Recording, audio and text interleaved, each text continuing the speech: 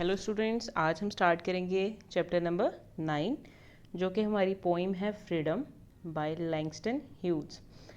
अच्छा बेटा, फ्रीडम का मतलब जैसे हम सबको पता है क्या होता है, आज़ादी। अब हम यहाँ पे इस पोइम में किस आज़ादी की बात कर रहे हैं, ठीक है। और हम इसमें पढ़ेंगे कि ये पोइम लिखी क्यों गई, इसका पस मंज़र क्या था, बैकग्राउंड क्या था, क्या क्या वजूहात थी, क्या क्या रीज़न्स थी और क्या क्या कॉजेज़ थी, ठीक है, जो उस टाइम पे लोगों को फेस करना पड़ रही थी जिसकी वजह से ये पोइम लिखी गई। चले जी पढ़ लेते हैं। ये चीज़ अंडरस्टैंड करने से पहले, इसका बैकग्राउंड अंडरस्टैंड करने से पहले हम चले जाते हैं अभी से 100 साल 105 साल पीछे, 1920 में, 1920 में। 1920 से 30 का जो पीरियड था वो एक नई मूवमेंट अमेरिका में, जो ब्लैक पीपल रहते थे, अमेरिकन अफ्रीकन जो अमेरिकन्स थे, अमेरिका के ब्लैक पीपल के जो स्याह फार्म लोग अमेरिका में रहते थे उनको नेग्रोज कहते हैं, ठीक है। ये चीज़ आपने याद रखनी है। आगे नेग्रोज का वर्ड इस्तेमाल होगा तो आपने समझ जाना है कि अमेरिका में जो ब्लैक पीपल स्याह फार्म लोग रहते थे उनको नेग्रोज कहते हैं। चलो जी, अमेरिका ने अपनी तरक्की के लिए, डेवलपमेंट के लिए एक अमेरिकन ड्रीम जो है वो तश्कील दिया, जिसका मकसद था कि any one regardless of his background, कि कोई भी अपने बैकग्राउंड को का लिहाज रखे बगैर, कि नहीं देखा जाएगा वो स्याह फार्म है, वो वाइट पीपल है, वो कहाँ से आया है, can achieve success, prosperity and happiness. वो अपनी ज़िंदगी में कामयाबी, खुशहाली और खुशी जो है वो हासिल कर सकता था थ्रू हार्ड वर्क, मेहनत के ज़रिए, डिटर्मिनेशन एंड इंडिविजुअल एफर्ट्स, ठीक है। कि इन सारी चीज़ों के ज़रिए अगर वो मेहनत करेगा तो वो खुश हो सकता है रिगार्डलेस ऑफ इट्स बैकग्राउंड। लेकिन हो क्या रहा था, मेन चीज़ जिसकी बिना पर ये पोइम लिखी गई। अब अमेरिका वालों ने कह तो दिया कि ये आप अमेरिकन ड्रीम को फॉलो करें और तरक्की करेंगे, लेकिन ठीक है, on the flip side, on the other side, जो ब्लैक पीपल थे, जो नेग्रोज थे, उनको स्ट्रगल्स करना पड़ रही थी। किसके लिए? स्ट्रगल्स अपनी फ्रीडम के लिए, स्ट्रगल्स जस्टिस के लिए, स्ट्रगल्स इक्वल राइट्स के लिए, और इवन कि उनको रेशल स्ट्रगल्स का भी सामना करना पड़ रहा था। उनको अपने सोशल राइट्स लेने के लिए स्ट्रगल्स का सामना करना पड़ रहा था, मुश्किलात का सामना करना पड़ रहा था। अपने पर्सनल राइट्स जो उनके थे वो उनको नहीं दिए जा रहे थे, ठीक है। तो अगर हम बैकग्राउंड की बात करें, किस बैकग्राउंड में क्या हालात थे उस टाइम पे, people of times of extreme racial segregation and equality, शदीद तौर पे नस्ली सेग्रीगेशन हो रही थी, नस्ली डिस्क्रिमिनेशन हो रहा था सफ़ेद और स्याह फार्म लोगों के दरमियान। ब्लैक अमेरिकन राइट्स वर डिनाइड, स्याह फार्म लोगों को उनके राइट्स देने से, उनके बुनियादी हकूक़ देने से इनकार कर दिया गया था। और ये जो पोइम लिखी गई ये एक रिस्पॉन्स टू बेसिक राइट्स, ये उनके बेसिक राइट्स जो उनको नहीं दी, बेसिक रियलिटी का रिस्पॉन्स था कि जो वो कह रहे थे और जो वो कर रहे थे उसका जवाब था। और ये पोइम एक स्ट्रॉन्ग कॉल टू एक्शन थी कि अब फैसला करने का वक्त आ गया है, अब एक्शन लेने का वक्त आ गया है। और ये जो पोइम है ये कोई क्वाइट रिक्वेस्ट नहीं है कि आप खामोशी से डर के रिक्वेस्ट कर रहे हो, no, it's a loud and clear demand. ये वो राइटर जो है वो एक लाउड, एक वाज़ह डिमांड कर रहा है कि हमें फ्रीडम की ज़रूरत है, तो हमें फ्रीडम चाहिए। और इस पोइम में राइटर आपको बताता है, fight for what you want, उस चीज़ के लिए लड़ें जो आपको चाहिए, जो आपका राइट है, ठीक है।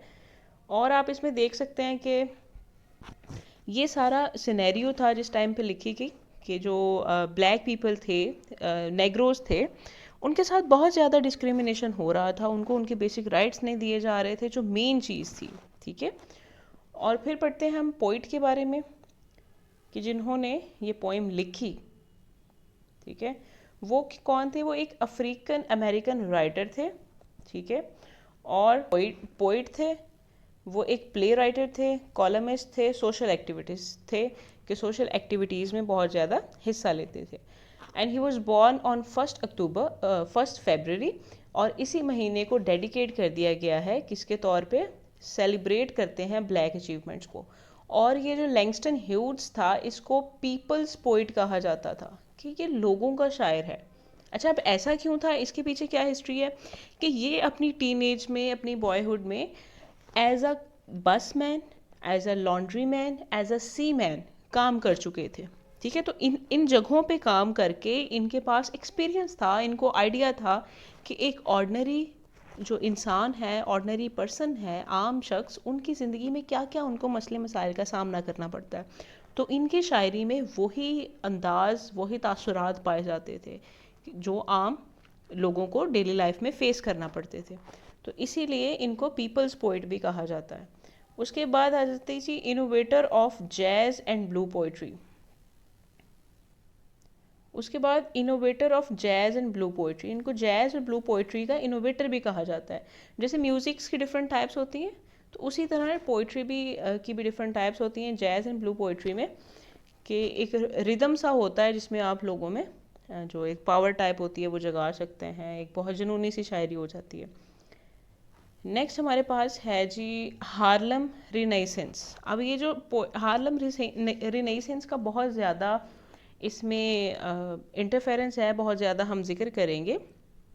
क्यों करेंगे? बिकॉज ये ही वो मूवमेंट थी, हार्लम रिनेसेंस ही वो मूवमेंट थी जिसको न्यू नेग्रोज मूवमेंट कहा जाता था, जो कि नेग्रोज की ब्लैक पीपल की मूवमेंट थी, जो कि 1920 से 1930 तक चली। नाम, इसका नाम कैसे पड़ा? हार्लम जो है वो न्यूयॉर्क में एक नेबरहुड जगह का नाम है, तो उससे वहाँ से ये शुरू हुई। और रिनेसेंस होता है रीबर्थ, रिवाइवल, ट्रांसफॉर्मेशन, कि तब्दील हो जाना, दोबारा से शुरू होना। तो नेग्रोज को लगा था कि उनकी जो क्या उसको कहते हैं, उनकी जो ज़िंदगी है वो रिवाइव हो जाएगी, उनको अपने राइट्स मिल जाएंगे, सारा कुछ हो जाएगा, ट्रांसफॉर्म हो जाएगा सारा कुछ। तो इसलिए इसका नाम हार्लम रिनेसेंस पड़ा, और इसमें आपके जो पोइट हैं लैंगस्टन ह्यूज, उनका बहुत बड़ा हाथ है। चलें जी स्टेंजा पे आते हैं। स्टेंजा नंबर 1 है हमारे पास, freedom will not come today, this year, nor ever through compromise and fear. Freedom will not come, आज़ादी नहीं आएगी, टुडे, आज, दिस ईयर, इस साल, नॉर एवर, और ना ही कभी। क्यों नहीं आएगी? थ्रू कंप्रोमाइज एंड फियर, समझौते और खौफ के साथ। शायर कहते हैं कि अगर आप डरते रहेंगे, अगर आप समझौता करते रहेंगे, तो सवाल ही पैदा नहीं होता कि आपको आज़ादी मिल जाए। आज़ादी मिलना नामुमकिन है, क्योंकि अगर आप हक पे हो, आप राइट पे हो, तो आपको समझौता करने की, आपको डरने की ज़रूरत नहीं है। आप निडर होकर लड़ें अपने राइट्स के साथ, राइट्स के लिए।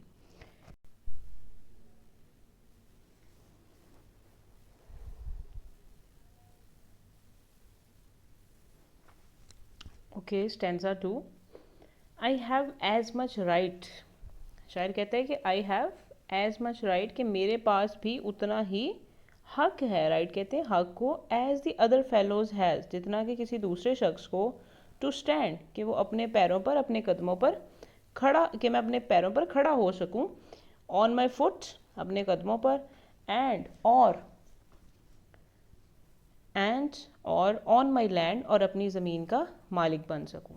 ठीक है, कि शायर कहते हैं कि मुझे भी इतना ही हक है जितना किसी दूसरे शख्स को, कि मैं खड़ा रहूं और अपने पैरों पर और ज़मीन का मालिक बन सकूं। ठीक है, और ये पिक्चर्स भी आप देख सकते हैं, equal rights for all, give us American rights, और अमेरिकन कहते थे गो होम नेग्रोज, आप लोग चले जाओ यहाँ से, ये सारी चीज़ें। तो स्टैंजा नंबर 3 पे आ जाएं, आई टायर सो। शायर कहते हैं कि मैं थक चुका हूँ, किससे? सेइंग पीपल, लोगों को ये सुनते हुए, let things take their course, कि चीज़ों को उनकी हालात पर छोड़ दो।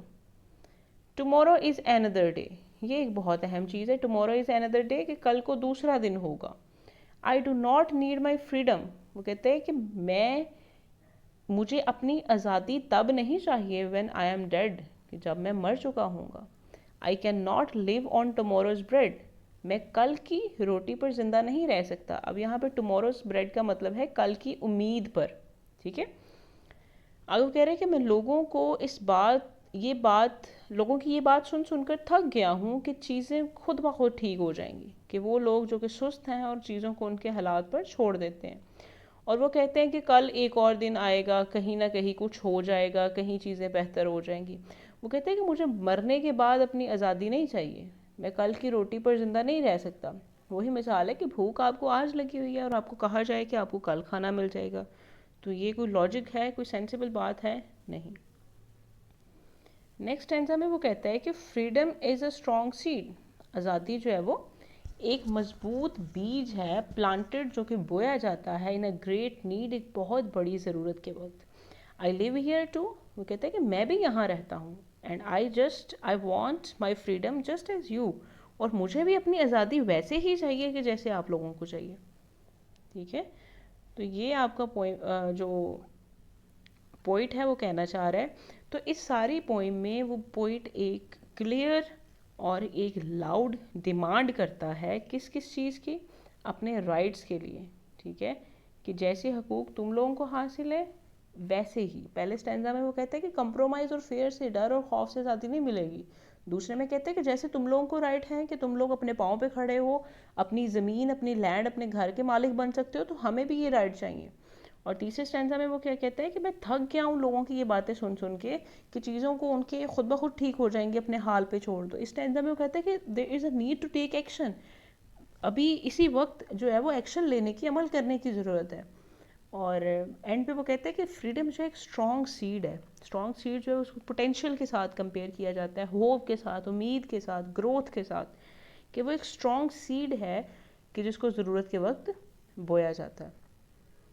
तो कहते हैं कि मैं भी यहीं रहता हूँ और मुझे भी वैसे ही आज़ादी चाहिए जैसे कि दूसरे उसके अमेरिकन फेलोज़ उसको एंजॉय कर रहे हैं। तो ये आपकी पोइम थी। अगर इसका थीम देखा जाए तो इसमें अपने राइट्स को मांगा गया है, अपने राइट्स के लिए आवाज़ उठाई गई है।